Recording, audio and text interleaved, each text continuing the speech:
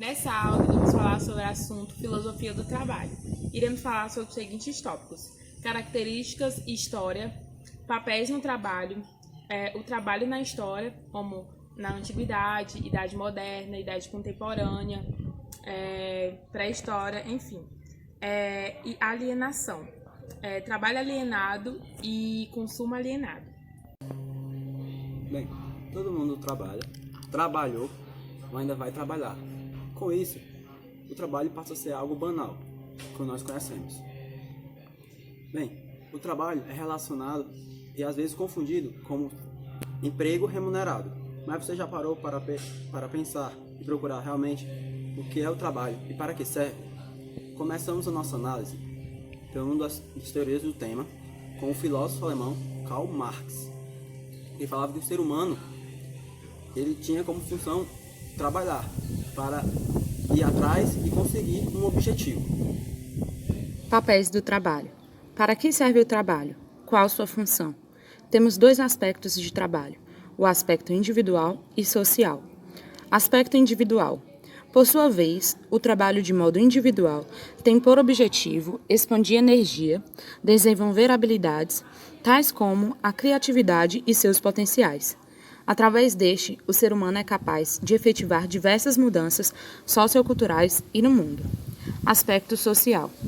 Já em seu aspecto social, o trabalho tem o objetivo do desenvolvimento social, realização pessoal e elevação da cultura. Mas ao longo da existência humana, o trabalho deixou de ser uma recompensa pela liberdade e se tornou algo necessário, se tornando um castigo. Ou seja, o trabalho deixou de ser algo para o bem social e para a sociedade. Esse se tornou um meio de enriquecer, nos tornando escravos do trabalho e seres alienados a este. Trabalho na história. Durante nossa história, houve diversas visões sobre o trabalho.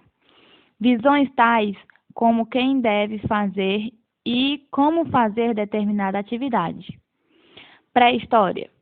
Na pré-história, eram utilizados meios de força e caça para a sobrevivência dos existentes. As tarefas eram divididas entre sexo, idade e força. Os homens cuidavam da caça e alimentação e as mulheres das atividades domésticas.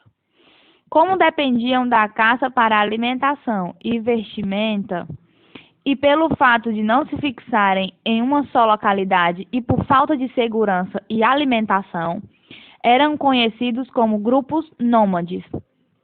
Com o passar do tempo, aprenderam a se defender de determinados perigos e a agricultura se tornaram um grupo fixos e sedentários.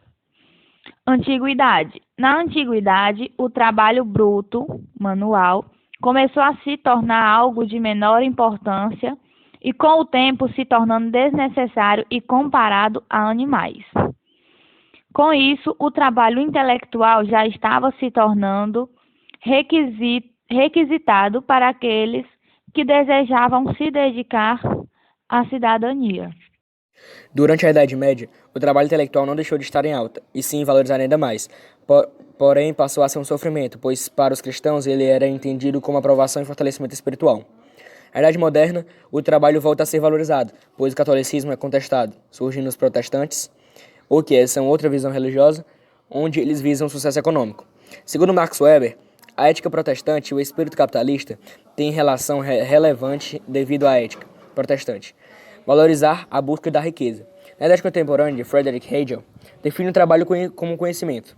O trabalho é uma forma de construir o homem de maneira libertadora, forçando que o mesmo se aperfeiçoe cada vez mais. Já o filósofo Karl Marx ressalta que o trabalho tornou a sociedade capitalista e ainda analisa que a suposta liberdade para um trabalhador assalariado não se ressalva devido ao trabalho para a sobrevivência, focando o ser humano a entrar no processo de alienação. Alienação. A alienação torna o trabalho estranhado. O trabalhador não se apropria do que é produzido. O indivíduo não se reconhece no trabalho, se desumaniza. O trabalho, longe de ser sua realização enquanto indivíduo, é sua escravidão. A alienação da nossa própria vontade, de nossos sentidos utilizados pelo capitalista. A produção é coletiva e social, mas sua apropriação é individual. A riqueza produzida fica nas mãos dessa minoria de exploradores. O salário é apenas para manter-nos vivos, satisfazendo as necessidades mais básicas. Por isso que estamos submissos à vontade do capitalista, porque ele controla os meios de produção, e sua vida é explorar para continuar existindo enquanto capitalista. O Estado no qual vivemos se constitui para servir à classe que detém o poder econômico. Existe alienação política, pois quem governa defende os interesses dos que vivem da exploração, da dominação. A democracia é falsa, é ideologia, basta olhar para quem consegue se eleger e a realidade na qual vivem. A educação, as leis, a segurança pública têm um caráter de classe, utilizado para continuar o ciclo de reprodução do capital. Para Marx, o papel de determinante social na estrutura econômica não é aleatório, mas é o resultado dela ser a esfera em que os sujeitos fazem suas vidas. Tomando como base está a importância fundamental da estrutura econômica e da dinâmica do trabalho, enquanto a exteriorização da essência é ativa de quem trabalha. Marx realiza sua análise daquilo que chama de alienação. O que é alienação em Marx? Marx retrata a alienação em relação ao produto do trabalho, no processo de produção em relação à existência do indivíduo, enquanto membro do gênero humano em relação aos outros indivíduos. Este é o estranhamento em que se reconhece no produto que tem dentro de si a essência do trabalhador.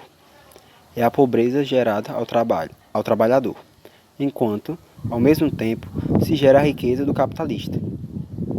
Quando o produto está feito, só resta ao trabalhador exigir um salário no fim do mês. O exemplo clássico é o da linha de produção, em que o trabalhador não se reconhece no produto final, a alienação no processo de produção. Esta alienação é o que Marx chama de alienação ativa, ou atividade de alienação. É na constatação básica de que se o trabalhador está alienado em relação ao produto de seu trabalho, então é necessário verificar que isto não aconteceu do nada, mas estava presente no próprio processo produtivo. É aqui que percebemos que o trabalho é o sofrimento e não realização. 3. Alienação do sujeito enquanto pertencente ao gênero humano. Aqui, Marx salta para a própria característica do humano enquanto ser genérico, enquanto animal multifacetado, com inúmeras potencialidades e capacidades. Quando ele está separado de sua essência, de sua ligação com a comunidade, de seu trabalho, ele se individualiza. Não é mais membro de sua espécie, é só um indivíduo solitário. O trabalho, enquanto fator individualizante, não é criticado unicamente por, em sua configuração atual, ser um impulsionador da individualização, mas sim por fazer dessa individualização uma transformação do sujeito multifacetado em um sujeito unilateral e único. O trabalhador só vale sua vida enquanto trabalhador, não enquanto humano. A importância da teoria. A alienação, antes de ser uma coisa do capitalismo, é algo que existe como pressuposto da propriedade privada, ou melhor, o nascimento da propriedade privada como algo separado do sujeito que a produz. Existe juntamente com a alienação do trabalho. Afinal, o rei só é rei por haver súditos. É necessário reconhecer que o produto de seu trabalho não é seu para interpretá-lo como uma propriedade de outro, como algo independente. Isso não é possível em sociedades em que o trabalho existe como satisfação das necessidades da comunidade e não como um fim último da vida humana ou como expiação dos crimes de Adão e Eva.